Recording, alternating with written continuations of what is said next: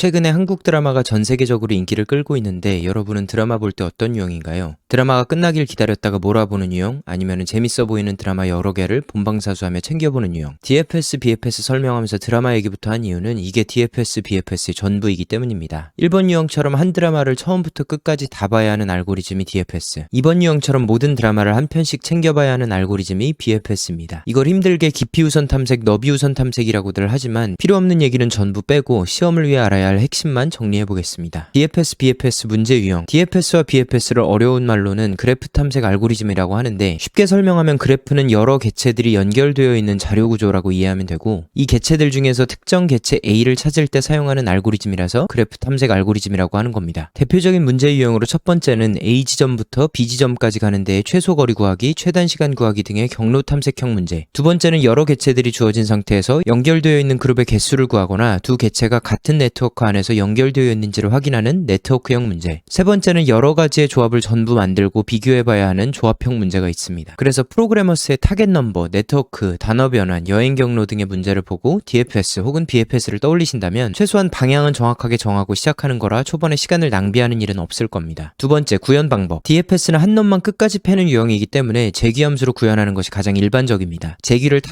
타서 탈출 조건에 먼저 도달하고 그 다음에 파라미터를 하나씩 바꿔가면서 정답을 찾는 방식으로 구현하면 됩니다. 예를 들어 타겟 넘버라는 문제를 봐보면 넘버스 배열에 주어진 양수들을 각각 더하거나 빼서 목표하고자 했던 타겟 숫자를 만들 수 있는 모든 경우의 수를 구하는 것입니다. 재귀함수를 간단하게 보면 재귀함수에서 다음 재귀함수를 호출할 때 인덱스 값을 하나 늘려주는 것은 똑같고 여태까지의 총합에 현재 값을 더해서 넘겨주거나 빼서 넘겨주는 두 가지 경우를 전부 구현했습니다. 하지만 실제 동작할 때는 모든 숫자를 더한 경우를 가장 먼저 계산하게 될 겁니다. 그러고 나서 처음으로 탈출 조건에 맞아서 빠져나오면 그제서야 다시 뒤로 돌아와서 처음으로 빼는 조합을 하게 될 겁니다. 이게 제가 말하는 한 놈만 끝까지 팬다는 것입니다. 덧셈만 끝까지 다 해보고 그 다음에 뺄셈을 하나씩 조합해보면서 결국엔 모든 경우의 수를 확인하게 됩니다. BFS는 여러 놈을 한 대씩 때리면서 가는 유형이기 때문에 큐나 링크드 리스트를 사용하는 것이 가장 보편적입니다. 여행 경로라는 문제를 보면 ICN으로부터 시작해서 모든 항공권을 활용하는 여행 경로를 짜는 문제입니다. 그러면 처음에는 이 큐에 ICN을 먼저 넣고 ICN에서 출발하는 항공권을 순서대로 큐에 달아줍니다. 이 경우에는 JFK 공항만 있습니다. 그러면 다시 큐에서 다음 개체인 JFK를 꺼내와서 JFK에서 출발하는 항공권의 도착지를 큐에 달아주는데 이 경우에는 HND 공항이 될 겁니다. 그러면 다시 HND를 꺼내와서 IAD를 큐에 담아줍니다. 이 시점에는 모든 항공권을 사용했기 때문에 큐에 담겼던 순서대로 리턴해주면 정답이 되겠습니다. 이와 같이 BFS에서는 턴을 돌면서 가장 먼저 넣었던 것부터 하나씩 꺼내서 거기서 연결되어 있는 지점을 순서대로 큐에 밀어넣고 그러면 또 다음 턴이 돼서 가장 먼저 넣었던 걸 꺼내는 식으로 반복합니다. 이렇게 순서가 보장되어야 하기 때문에 큐나 링크드 리스트를 쓰는 게 가장 보편적이고 쉽습니다. 세 번째, DFS와 BFS 중 어떤 걸 써야 할까? 결론부터 얘기하면 저는 DFS를 더 선호합니다. 둘 다 탐색을 하는 알고리즘이기 때문에 어떤 걸 써도 정답은 나오고 그렇기 때문에 본인이 더 자신있고 손에 익은 알고리즘을 쓰는 게 좋습니다. 하지만 제가 DFS를 선호하는 이유는 동작 검증을 하기가 훨씬 쉬워서입니다. DFS는 어찌됐든 하나의 조합을 완성해서 정답과 비교하고 또 다른 조합을 만들어보고 정답과 비교하는 식으로 동작하기 때문에 정답을 비교하는 시점에 내가 기대한 대로 조합이 잘 나왔는지를 확인해보기가 빠르고 쉽습니다. 그에 비해 BFS는 한 번에 여러 조합들을 한 칸 한 칸씩 만들다 보니 조합이 완성되어서 정답과 비교하는 시점에 얘가 언제 어떻게 이렇게 만들어졌지? 어디서부터 틀려먹은 거지? 를 분석하기가 까다롭습니다. 코딩 테스트는 결국 시간 싸움이다 보니 짧은 시간에 내 알고리즘을 검증해야 하는데 이걸 위해서는 DFS가 최적이라고 생각하고 재규함수만 익혀두면 코드도 훨씬 간결해져서 버그가 발생할 가능성이 근본적으로 더 적습니다. 하지만 BFS도 필요할 때가 있습니다. DFS가 한 놈만 패는 알고리즘인데 그 한 놈이 너무 오래 걸리면 시간이 초과될 수 있습니다. 다르게 설명하면 DFS는 수행시간 관점에서는 복불복일 수 있다는 겁니다. 운이 좋으면 첫 번째 조합에서 이미 최적의 답을 구해서 남은 조합은 만들어보지 않아도 될 수도 있지만 최악의 경우에는 모든 조합을 다 만들어보면서 시간을 크게 낭비하게 됩니다. 그에 비해 BFS는 모든 경우의 수를 한 걸음씩 나가기 때문에 초반에는 느려 보일 수 있지만 하나의 정답만 찾고 나면 나머지 대부분의 경우의 수는 정답에서 제외됩니다. 쉽게 말하면 대박날 확률도 적지만 쪽박찰 확률도 적다는 거고 이걸 유식하고 어렵게 표현하면 시간 복잡도가 낮다고도 할 수 있겠습니다. 대부분의 코딩 테스트 TC들은 극악무도한 게 꼭 하나씩 들어갑니다. 프로그래머스는 이런 TC들을 TC를 효율성 TC라고 따로 분류해서 너무 단순하게 생각하면 시간 초과로 실패하게 설계되어 있습니다. 그러니 문제 순서와 난이도를 고려해서 앞쪽에 쉬운 문제들 중에서 DFS, BFS 유형의 문제가 나왔다면 빠르게 DFS로 푸는 걸 추천드리고, 뒤쪽에 난이도가 있어 보이는 문제나 DFS로 풀기에는 시간이 너무 오래 걸릴 것 같다면 애초에 BFS로 푸는 것이 좋겠습니다. 정리를 해보겠습니다. 경로 탐색 유형, 네트워크 유형, 조합 만들기 유형의 문제를 봤다면 DFS나 BFS를 사용해야겠다고 판단해야 됩니다. DFS는 간단하게 재규 함수를 짜서 구현하면 되고, BFS는 큐나 링크드 리스트를 활용해서 구현하면 됩니다. DFS로 쉽게 해결되면 좋겠지만 행여나 문제가 복잡해서 BFS를 활용해야 되는 경우도 생기니 한 문제를 두 방식으로 모두 풀어보는 것도 추천드립니다. DFS, BFS 문제는 거의 매 코딩 테스트마다 한 문제씩은 나오는 만큼 잘 준비하셔서 좋은 성적 있으시길 바랍니다.